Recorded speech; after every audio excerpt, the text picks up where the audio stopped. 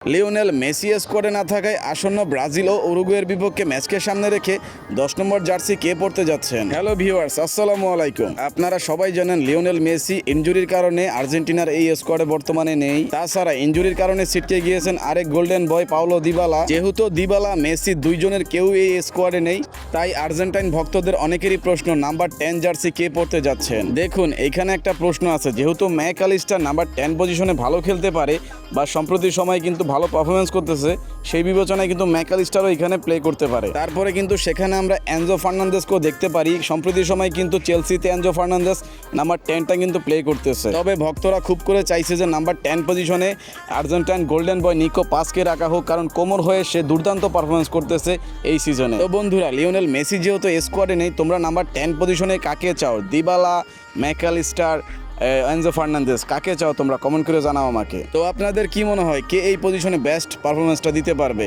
তা কমেন্ট করে জানান আমাকে।